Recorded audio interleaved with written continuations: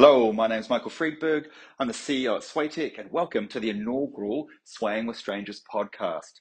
This is a podcast where we're going to bring together Kiwi Tech leaders to share the stories of their success, some learnings from their missteps, but really just to highlight what it takes to grow successful tech companies offshore, really navigating that growth. Today, I'm joined by Greg Sheehan. I met Greg recently at a tech marketers event.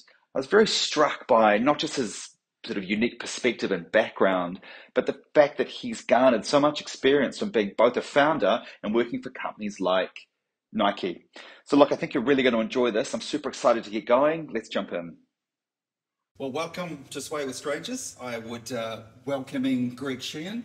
I met Greg about a month ago at the Tech Marketers Conference. He was on a panel there giving some very interesting insights. So we thought it would be amazing to get Greg to come back and share a little bit about some of his experience, but also some of his knowledge. So maybe, Greg, to start with, give us a bit about your background, some of the things you're most proud of, things that kind of brought you to this table right here to be sharing some insights with some of our CEOs. Yeah, cool. Thank you so much, Michael. Apologies for the husky voice. I might have overdone some singing over the weekend. Sounds good. No need to audition today. No, exactly. That is fortunate for me. Yeah, look, I've had a career that I'm quite proud of the career I've had. I've always been the sort of person that's been happy to take a bit of a risk. And I guess in my career, it's been the area where I've felt most comfortable taking risks. And so I'm actually a chartered accountant by trade, right, which generally shuts conversations down. You normally see people kind of leave. They take a wee step back. They kind of step back. Yeah. It's like telling them you're a funeral director or something. But yeah, I'm a chartered accountant by trade, but I've been really fortunate in the sense that I've worked in and around a couple of big brands. So I was with Nike for a number of years. I was with Air New Zealand. And just have this real love for working with companies that really have a very strong identity. And then sort of following the kind of more corporate roles, I moved across into the world of startups. And I started... Quite different. Very different. To start up. Yeah, lots of resources to nothing. Yes. And I started back in 2011, I started an accounting business of all things, but with a real entrepreneurial flair. So we set up a business. I co-founded it with one of the Xero co-founders and a couple of other guys, and we set out to build a business that would scale globally. And we had all sorts of challenges with growing and scaling a business, lots and lots and lots. I've got all the scars and all the war stories. Good, yeah. But the flip side was we did become Xero's largest partner globally, and so yeah, that put me into a different sort of area where I'd speak to lots of accountants, mainly around the world, and did spend a bit of time with Xero as their thought leader globally, which is a terrible phrase, but it is what it is. So, and then, we find ourselves here today. And what is it about tech that you're really passionate about? Yeah. You've obviously gone from a couple of big brands, one New Zealand, but one global, to then startups, and you've obviously been a founder and built your own organisation. What is it that gets you up in the morning? Yeah, look, I am super passionate about living a life for me that I have no regrets on. Yeah, okay. I heard a great saying the other day that you've only got two people in the world you need to impress: your 8-year-old self and your 80-year-old self. And I think the 8-year-old Greg had this tremendous sense of wonder about the world, and that all things were possible. Yeah. And I'd love to think when I'm 80 I can reflect back and think, well, that's how I lived life. And so I also love to see other people doing that. So the biggest passion I actually have is seeing people thrive and live lives that are meaningful, that have purpose to them, and they're just lit up. I love that. Now tech, getting back to your original question, tech enables you to experience growth at speed. Yeah. Unlike most other businesses, it can grow very, very fast. And so people can move into roles very, very quickly and can grow and develop really, really quickly. So it's this constant changing fest of new things in the world of tech. And I love it. I'm drawn to it. And hey, what business in the world today isn't a tech business, really? Exactly. Yeah. And I think, just before we get into finding out a bit more about, your view on tech and how the role it plays and society and all those good things. One of the things that I'd love to, I did a little bit of research about you online. You've got a very varied background, but what's one thing that no one will find out about you online that you can share with the audience? Yeah, that I could share. Yeah, look, I'm in my mid-50s now, Michael, so I'm going through the classic midlife crisis. And as a result of that, I'm learning to surf.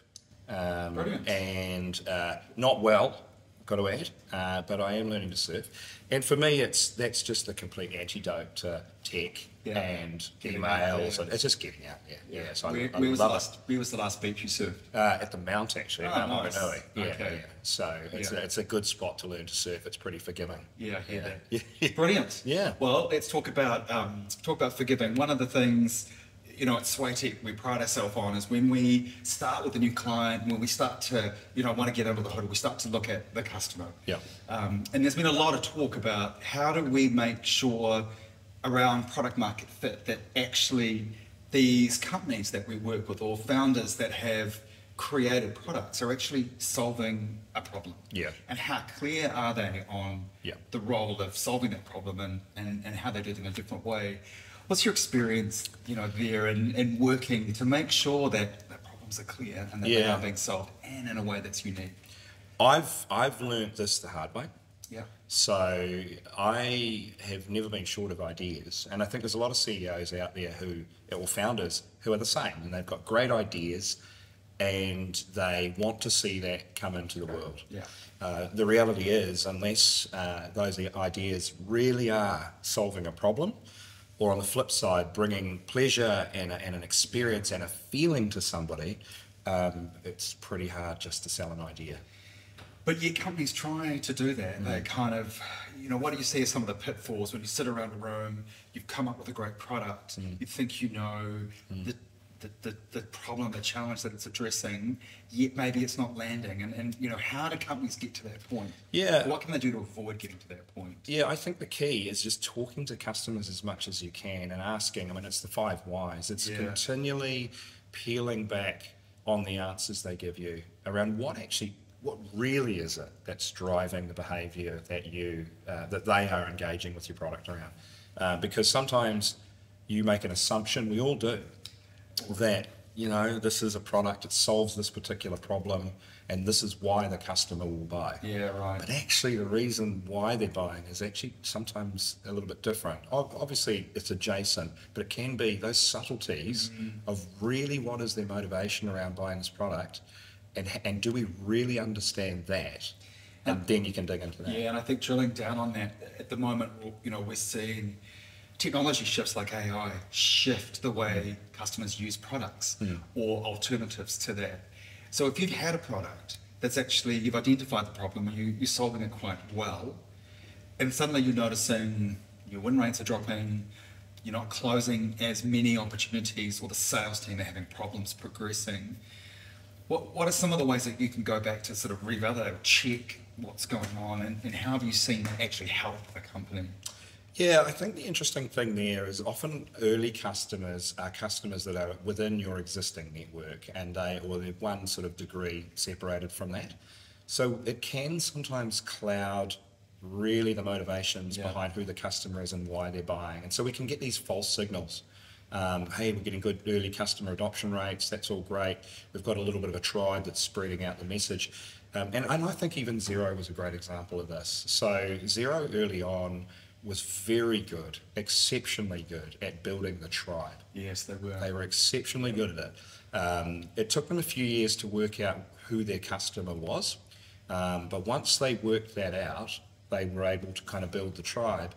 And the early team that were inside Xero were a part of the tribe. It was almost a religion in a sense. It was, the beautiful word around cult is it's part of culture, and it created this thing that everybody wanted to be a part of. And then once it got a bit beyond that, it became harder for customers to be, the hearts and minds of the customer were a little bit harder to win.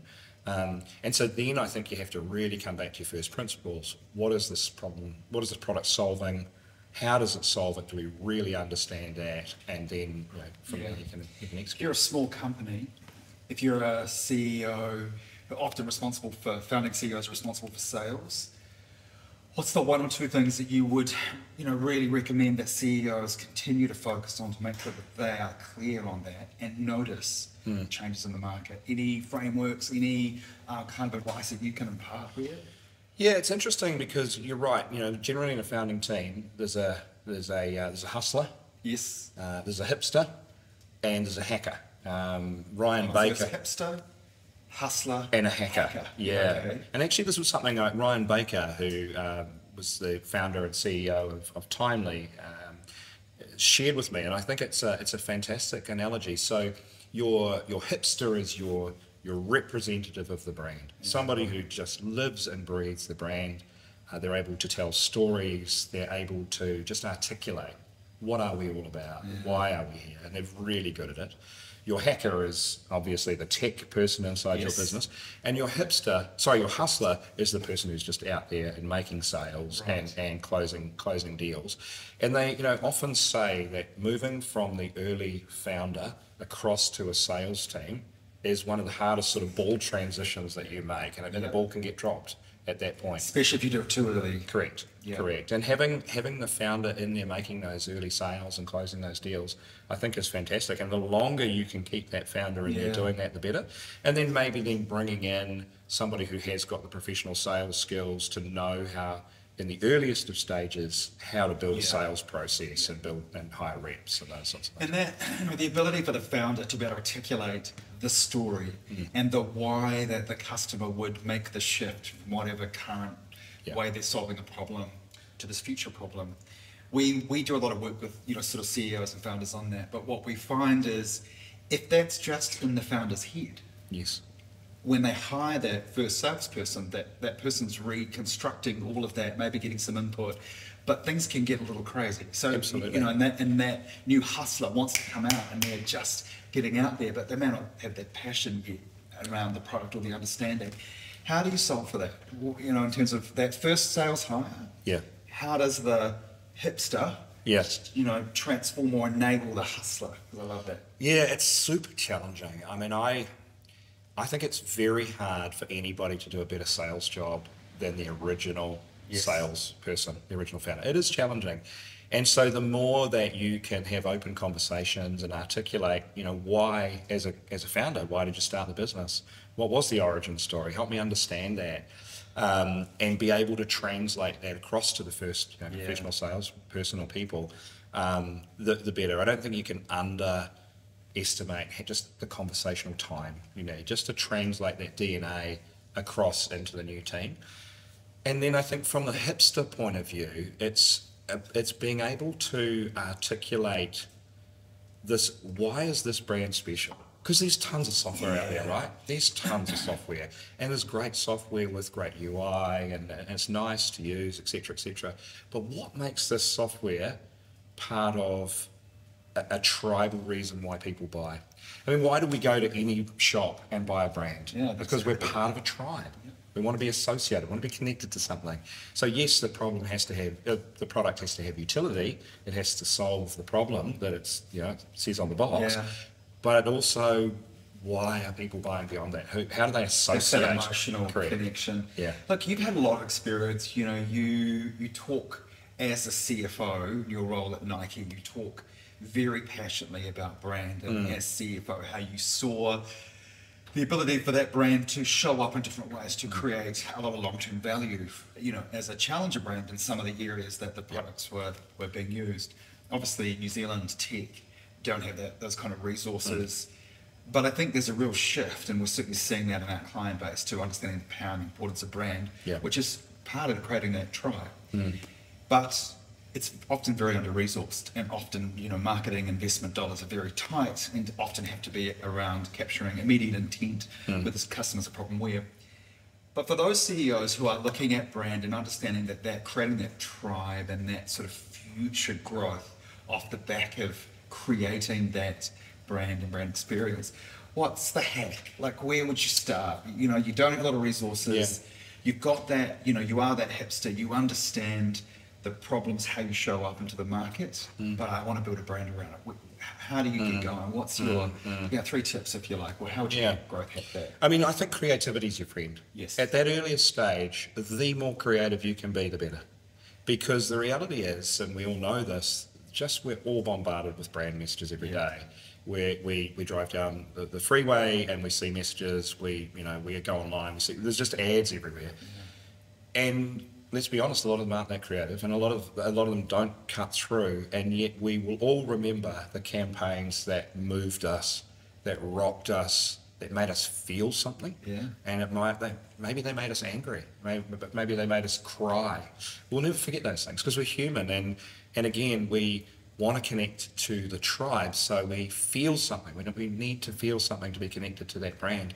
So as CEOs, the more they can lean into that creative process and come up with something, maybe it's controversial, maybe it's something that is a little bit on the edge, and finding where that edge is can be challenging. But having something that moves people, people remember it. That's your ally, because it doesn't cost a lot of money to be creative. I think it's a thing, an area in B2B marketing where marketing's focused on very rational, but now there's this move to creative, and we're certainly seeing it here that it cuts through. I mean, in a very practical sense, if you spend money on your creative, your advertising would land. Yeah. You wouldn't need to spend as much on retargeting or SEO and SEM. That's right. Because you've actually cut through. So that's right. I kind of get that. I'm just going to come back to the hat piece. So obviously, accountant, and a lot of your businesses and founders are around tax, etc. Yeah.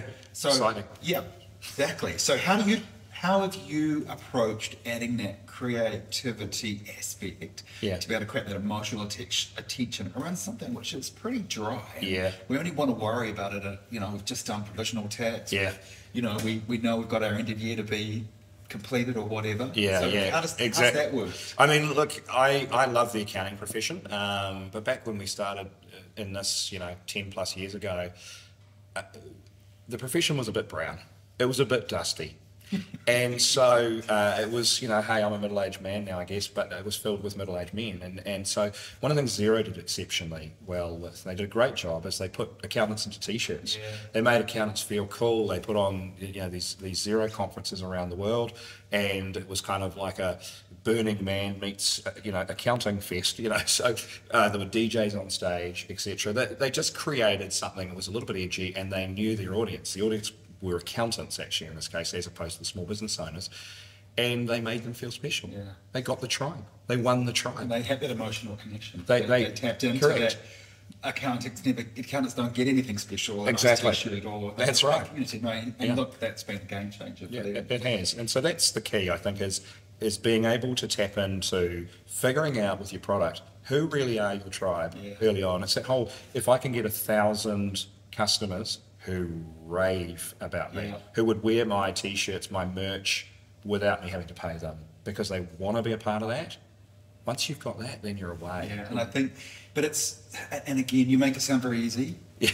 You've got a marketing mindset. We're going to come back to that. But who owns it inside, a tech company turning over $5 million with, maybe a marketing person, maybe an agency on board there that are probably doing more digital, kind of flywheel stuff. If someone's listening and they're going, I sense that community's just out there in that tribe, who needs to own that and drive, and what does that look like inside the company? Everyone. Yeah. I mean, that's the cheesy answer, right? But it is truly everyone, and it starts obviously with the leaders. So whether that's the CEO or the senior team, then right through the organisation, everybody owns the brand, because there's a great expression that your brand is not what you think it is. Your brand is what everybody else thinks it is, right? Your brand. Say that again. Yeah. So your brand is not what you think it is. Your brand is who others think it is. Yeah. What does the crowd think you are? Who do they think you are? Yeah. That's your brand. And the danger that you sit around the table with your leadership team defining who your brand is, but when a customer talks about your brand, it's very different. Correct. I think that's really important. Yeah. Yeah. And it's why it's everybody's job, right? Because whether it's somebody in the support team, whether it's somebody who's in the engineering team who's, at a barbecue and talking about the product, everybody is a representative of your brand, and everybody needs to be able to articulate the story. And obviously, the CEO ideally is the chief storyteller. Yeah. Right? That ability to really articulate a story.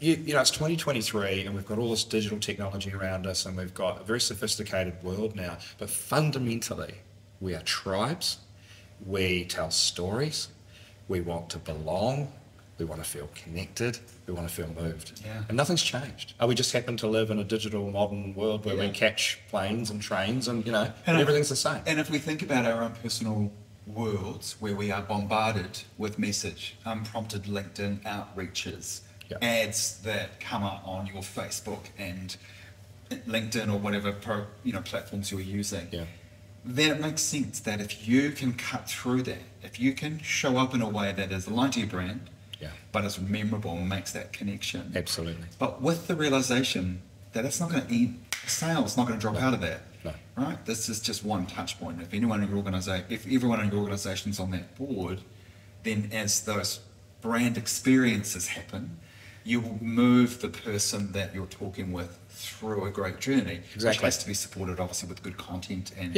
education, etc. That's exactly right. And as a CEO or a senior leader in your team, never stop articulating why you exist to your team.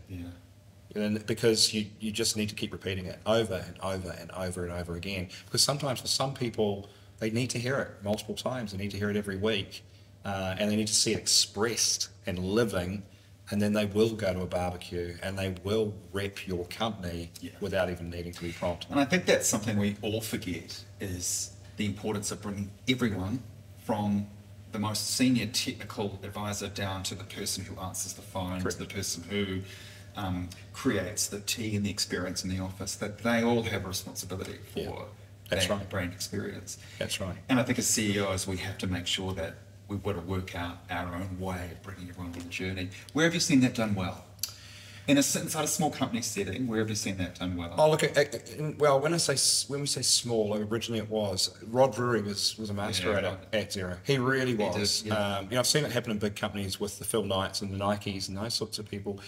But I think Rod would be the standout example for me in New Zealand of somebody who built a movement. I know it sounds ironic with accounting and tax software, right? But he was able to get his entire team really passionate about what they were doing, and those early customers passionate about the product, so that it did light a fire and it just kept growing. And I think one of the things I think he did exceptionally well is he knew that he was out to scale a business and he was going to scale it very quickly. So he was exceptionally good at recognizing when a leader in the organization had kind of run their race. Right. And it was time to make a hard call and bring in a faster runner now, and somebody who could take it up to that next level, fresh legs, etc.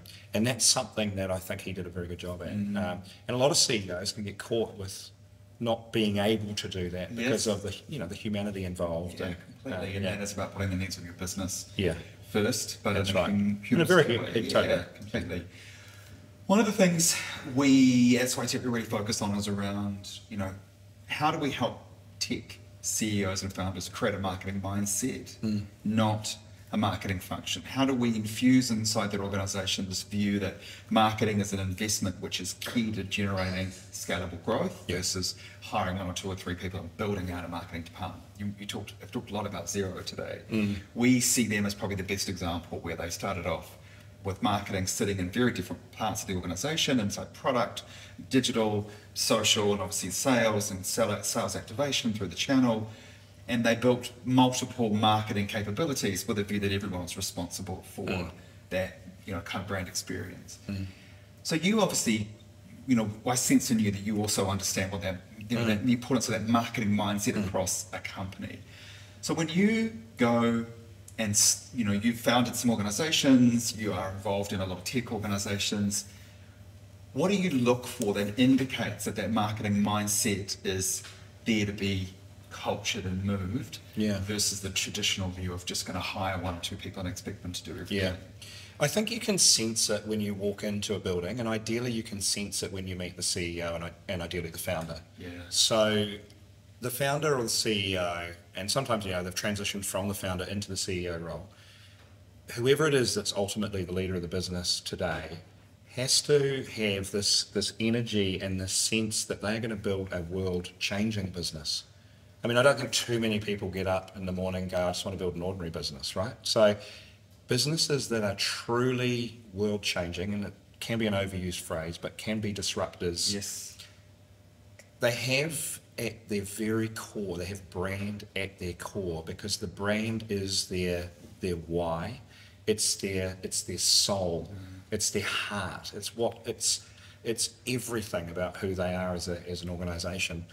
And so if you see that sense of conviction and energy in the CEO or the founder, and they're great at articulating that story and that brand and that vision for what this company will do in the world, then you've got a marketing mindset, right? You've got the heart and soul on the outside of the suit, and you can now do all sorts of cool things with that. If you're just there to execute a marketing plan and there's no soul there, there's no desire, you'll struggle. You will struggle. Yeah. It doesn't mean you won't be successful, but you struggle for long-term scalable growth. I think we sort of see the same.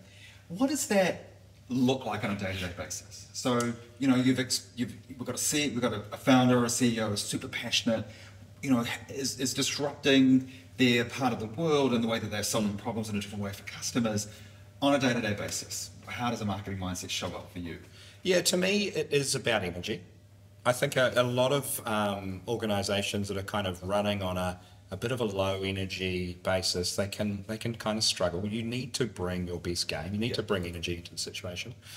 And then I think you need to be a company that is prepared to make really brave calls, because you're not just your marketing organisation, but your entire organisation will feel a sense of lift when they know the CEO not only has their back, but is brave. And they're able to really go and make some big bets, and maybe it's some hard calls. Maybe they have to shut down a product and create a new product, but there's a sense of real, like genuine vision and mission around who they are and what they're about. When you get a CEO that is thinking like that, and he or she is thinking in a way that is, there's some big bets on the table, we're going to make some big bets. It's infectious, right? And everybody feels it. Yeah, and let's face it, if you are planning to go to the US, if you are planning to break into Asian or European markets, you're going to need that vision and some kahunas and some conviction, right? It's really tough from New Zealand, and I think what you're saying is the team will follow you into battle. You are leading that, and that marketing mindset is part of that journey. That's right. With that kind of vision and story of why you would follow, why the customers would buy, why investors will back you. That's right. Think again of the tribe. All right. What does the tribe look for in a leader? Right. They're looking for somebody who they get excited by, they're motivated by, and is going to take them from A to B. It's really critical. Yeah, it is. I'm going to just take a slight tack, but something that you said. So one of our values is about being refreshingly unexpected. And so that for us, and even for me personally, is about if we're running down a road and it's the road that you would expect, then our competition is probably doing it the same. Great. How do we show up in a very different way for our customers, but in a way that adds value and lives up the other values that we provide? But we feel that's kind of important for Sway Tech. And I think there's something in that for disruptors where you've got to be a little bit, and whether that's having, kind of the conviction of your beliefs and your decision making. Can you share an example or a time where either you had to be a little bit unexpected, or you came up with a very different way of handling a situation, and that maybe it was bad, maybe it was good, but what was the outcome of that? But that frame of, right, this is what we'd expect, we're going to do something different now for these reasons. Yeah. This is a small example, but it's the one that resonates for me. Is I used to say, when you lose a customer, most organisations can either kind of ignore it, they can apologise and they can kind of move on, or they can it just almost becomes part of the noise in the background. Yeah. I think when you lose a customer, that is your golden hour of absolute creation for your brand.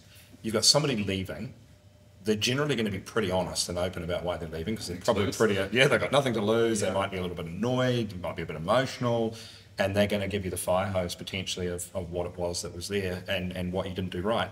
And those golden hour moments of learning from the customer of why they're leaving, I think should be celebrated in the company. So it's a little contrarian, and it's a little bit counter to how people would think about things. But how do you almost, not celebrate, it's the wrong word, but how do you kind of camp around the loss of a customer and get everybody involved in why that's happening and what can we do better to fix that? Have you seen that? Yeah, absolutely. And you learn so much from And it. how do you overcome salespeople being defensive? Because often whilst it's not their fault, it's like a goalie that gets a goal through. It's not his fault, it's the whole team. Yeah. But it sort of rides there. So how do you make sure that they don't feel alienated in that process? Yeah, I think I was thinking of a sporting analogy as well. Yeah. It's like if you're missing shots on goal all the time, well, let's talk about why you're missing shots on goal. We want to win the game ultimately. And you talk about building a tribe. I think there's no better way than to bring a team together over some adversary. Correct. And kind of really pick that apart. Yeah. And it's interesting, we talk a lot about win-loss analysis, and one of the things that we sit down with customers and our focus is on the loss, not the win. That's right. Because wins are very easy to understand. Totally. But when you do loss, and when you look down deeply, you can actually get some really important insights. That's right. That help the entire organisation. That's right. Yeah. And I think if you've got a culture where you're open and honest about failure, and in this case, it's customer loss, but it could be a bunch of different things where you are failing, how you are able to kind of open that up and examine it in a almost like in an autopsy way and go, why did we get this wrong, and how do we make this better?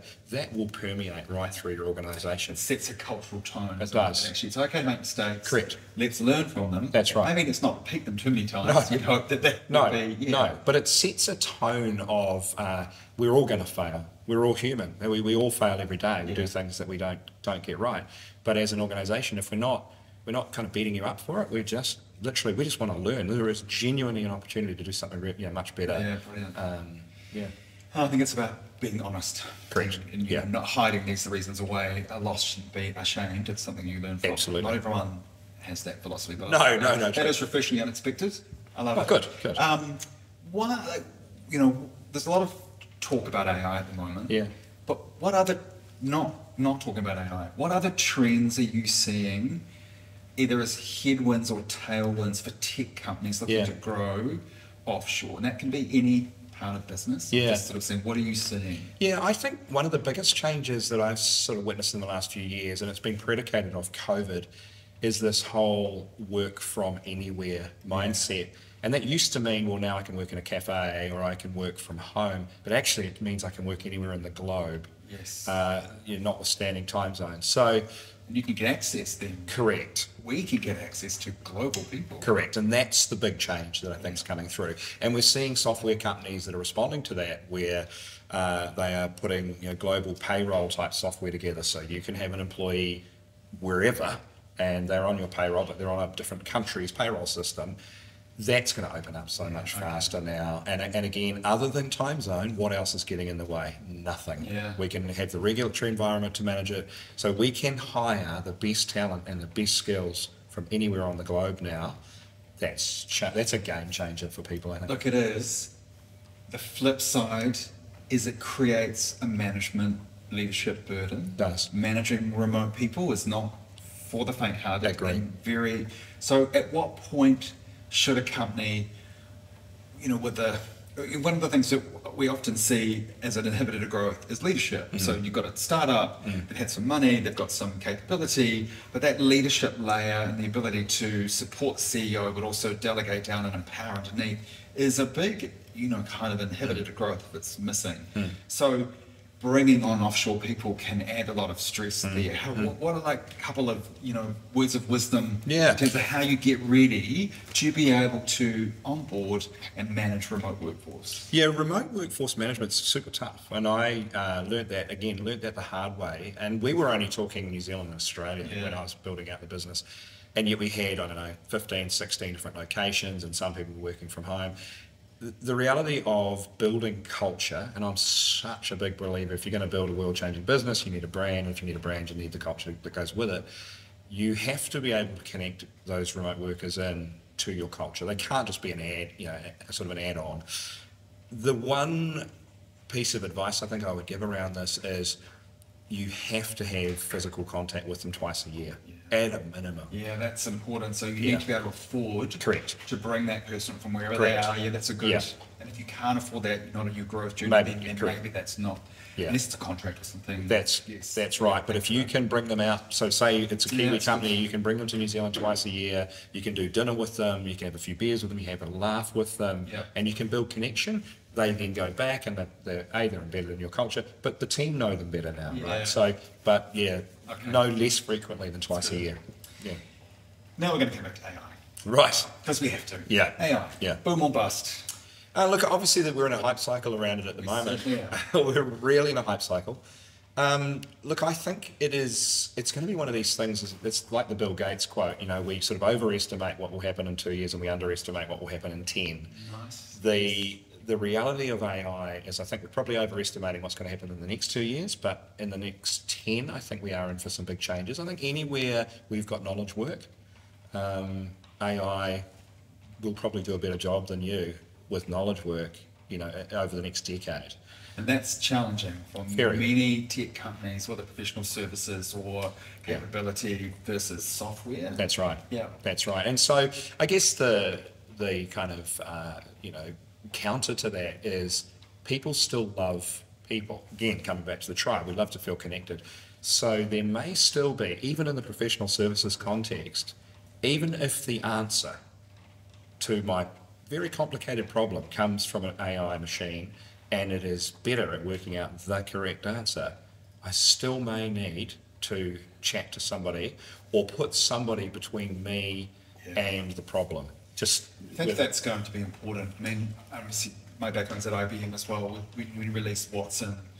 Watson in healthcare was really accelerating the diagnosis and presenting to the physician or the clinician the top 5 potential diagnosis with a level of confidence, but an expert still needed to be able to go and read, but they could then go and understand why that level of confidence, and it would pull up all the sources, etc. I think we're at that point now where you have to still, right now, you have to be able to sanity check what generative AI in particular is churning out for you. Exactly. Because if you don't, you run the risk of going, the ladder to the bottom, because everyone's on the same boat. But how you unleash that and how you use, sort of augment that. I think we're at the phase where it is augmented intelligence. It is. We're not there fully yet. We can't fully just say, right, well, we don't need we don't need all these people now because we've got AI. We're not there, but certainly it can truncate some things. It can make our lives a little bit easier in some areas. Yeah. Might writing an email a little simpler now, or whatever. You can get some better language. Great. Smaller teams, some of that basic stuff. Totally. Yeah, totally. Right. So we're seeing it expressed, a lot of AI at the moment, we're seeing it expressed in things like ChatGPT, but obviously that is going to translate into a bunch of different areas soon. And I think we'll then go through a period of sort of 3 to 5 years of some changes to business model design, but at the end of the day, it's just change. It's like every other change we've ever experienced. Every time there's a change, there's new opportunities around it. I mean, I think we'll see it being included in things like, we're seeing it already in Photoshop and Lightroom, we're seeing it in the Adobe Suite, where it's accelerating that designer's capability, not replacing it, versus a standalone, so I heard a great quote, which is, don't look at what new things you can do with AI, generative AI, look at what processes you can improve. Absolutely. That's where CEOs are starting. Yeah, absolutely. Yeah. And it's just you can just build efficiency by doing that. Yeah. And look, I think we're getting close to running out of time, but I've got one last question. I hear you're about to hop on a plane tonight. Yes. So what are you reading and what are you listening to right now? It's kind of topical in your mind, but also keeping you ahead of what's coming. Yeah, it's funny. I enjoy reading, but I don't read a lot of business books these days. I actually get my business content through podcasts typically. So from a reading point of view, I'm actually reading things that keep my creative, juices flowing, and I feel like I'm in a stream of reading at the moment around the interconnectivity of our universe and physics and quantum. I know it sounds all very highfalutin, but just the beautiful way our world and our universe is all interconnected. Whether it's sort of root systems and trees, or it's phenomenal. And I think when we tap into that thinking, it does improve our creativity. When we get outside and enjoy nature, it improves our creativity. because we live in a world now that's changing so fast, the thing we as humans have is our ability to create and our ability to solve problems in unique ways. So I like reading a bit about that. And then from a business point of view right now, I'm a big fan of a tech podcast out of the US called the 20-Minute VC. The 20-Minute VC. Yeah, a guy, Harry Stebbings, is the host, and young guy who's been in and around the world of venture capital for a while. And he interviews a mix of both founders and product people, engineers, marketers, and venture capitalists. So yeah, I'm going to be adding that. Yeah, no, it's good. To my usual podcast channel. Oh yeah, fantastic. Brilliant. Yeah. Well, look, thank you, Greg. Thank you. It's been really interesting chat, actually. And thanks very much for listening. I hope you enjoyed that conversation. Now look out for the next episode of Swaying with Strangers coming soon. In the meantime, follow Sway Tech on LinkedIn if you're not, or myself, Michael Friedberg. And if you'd like to sway with us, drop me a line. We'd love to have you involved. Till next time.